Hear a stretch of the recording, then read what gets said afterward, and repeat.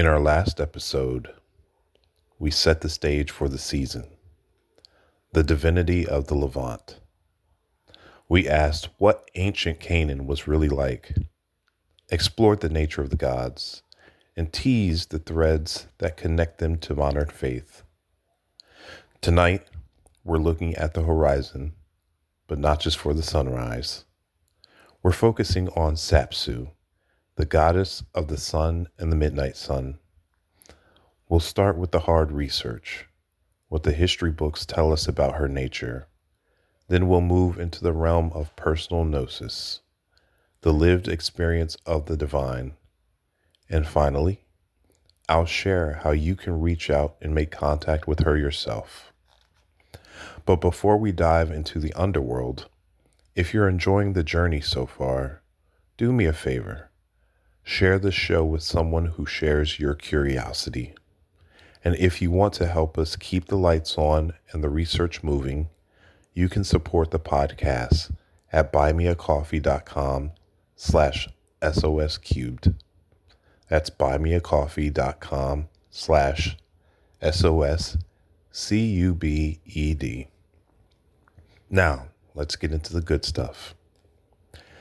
In a lot of ancient cultures, the sun is a masculine force, but the Canaanites saw things differently.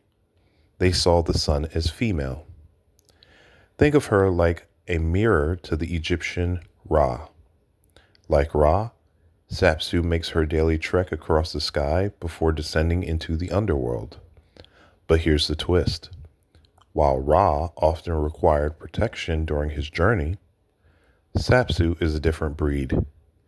She doesn't just survive the darkness, she masters it. She adapts, becoming a guide for the dead.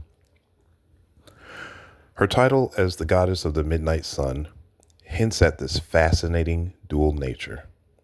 She is both solar and Saturnian, making her a powerful ally for anyone seeking true balance. In the Ugaritic text, she speaks with the authority of El and holds the power to crown kings. She is a judge, a waymaker, a mother, and a destroyer. Even the cuneiform for her name symbolizes the tooth and the mouth, suggesting a goddess who is as much a devouring entity as she is a fierce protector. Now, research is vital, but when it comes to the divine, nothing beats personal gnosis. In the community, we call this UPG, unverified personal gnosis. While we can't prove it in a lab, sharing these experiences helps us recognize when we've reached the right entity. It's the vibe check of the spiritual world. If you're looking to work with the Canaanite pantheon, Sapsu is actually the perfect introductory deity. She is an incredible partner for manifesting change in the waking world, but she's equally skilled at guiding you through shadow work. Think of her as a celestial gatekeeper.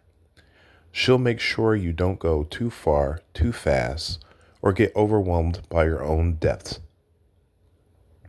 In my experiences, she acts as a purifier, cutting away what no longer serves you. Her solar aspect often appears as a dark-skinned young woman, while her Saturnian side shows up as a fair-skinned, middle-aged woman, perhaps a widow or divorcee. But a word of advice, even though she is the sun, don't expect a lot of warmth or bubbly emotion. She is steady, powerful, and direct. If you feel Sapsu calling to you, here is how you can set the table for her. For her solar side, use gold, yellow, or white. Citrine is a perfect stone here.